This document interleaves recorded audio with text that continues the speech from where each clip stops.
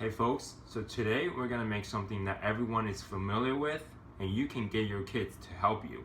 We're making grilled cheese and tomato soup. Tomato soup, we're gonna keep it simple, just aromatics and canned tomatoes. For grilled cheese, we're going to use flatbread. So it's grilled cheese, it's a quesadilla, or it's taking 2 slices of pizza and putting it together, and you definitely have done that before. First, get your favorite kid to grate the carrots. I grated the carrots, so I like to think I was the favorite one, but who knows. Secondly, get your second favorite child to grate the onion. I grated the onions too, and my parents were good at telling me I was the favorite and the second favorite kid in a family of 2 kids. Who's the gullible one? I'm just kidding, guys. But using a grater is really an awesome way to get your kids involved. No knife, no cutting involved, just getting your aromatics, grate them on a grater, and they're ready to cook.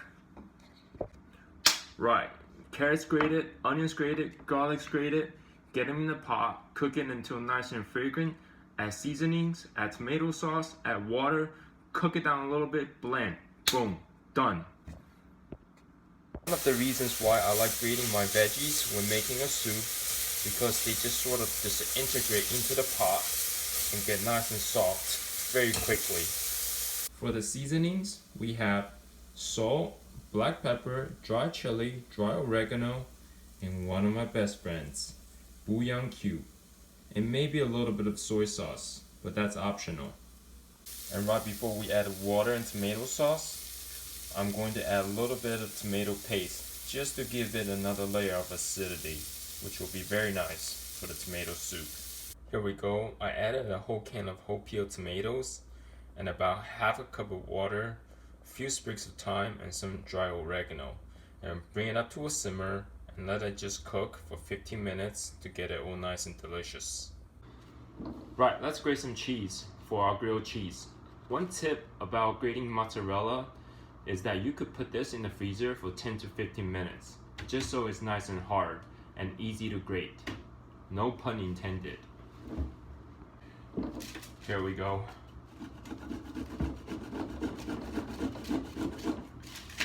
You see the mozzarella? It's nice and shreddy. It's not like a clump.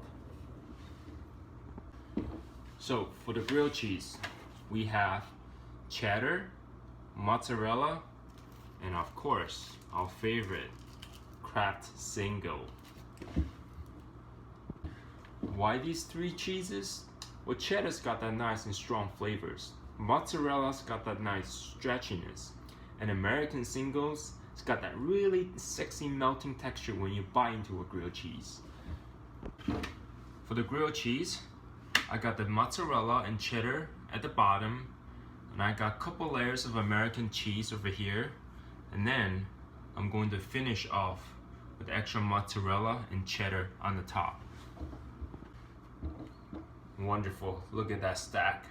It's gonna be so amazing when it's done. Right, check this out. This is after 20 minutes. The tomatoes are nice and soft and broken down. And now you're ready to blend. Here's the tomato soup. It's delicious and wonderful as it is. However, if you take a closer look at this, the tomato chunks is not 100% incorporated into the water. Therefore, the tomato soup might taste diluted and watery in your mouth. And let's fix that. We're adding something called beurre manière, which is a raw version of roux. We're not cooking the flour and the butter first before adding the liquid.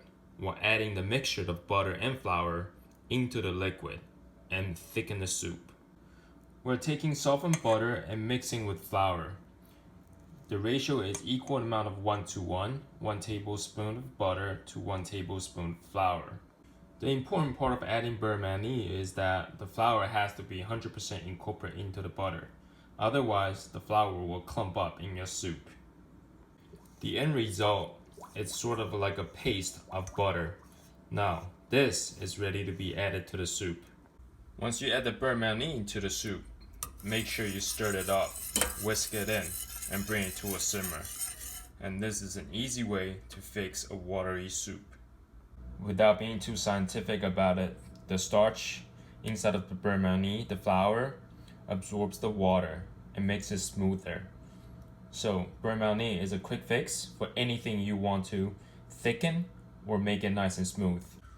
One way to grill your sandwich as slow and evenly as possible, you could put a piece of parchment paper in your skillet and brush it with olive oil and cook it at nice and slow on the stovetop. But really, this is just an optional step. You could easily do without, and just put your sandwich inside of the skillet and get it hot and pop this into the oven in 350 degrees and let the oven do the work. What I have over here, it's sort of like a stovetop panini, except there's no heat coming from the top. But that's okay, we'll just flip the sandwich every now and then. Beautiful, look at that. That was all the cheese that went into the bottom of the pan and get all nice and crispy around the edge. That's a nice grilled cheese. Right, here's the grilled cheese. I already cut it in, but let's finish it. Just listen to that. And just look at that. Gooey cheese coming out. Yum. Now that's beautiful. A homey tomato soup with 3 cheese, grilled cheese, oozing beautifully. Oh my lord.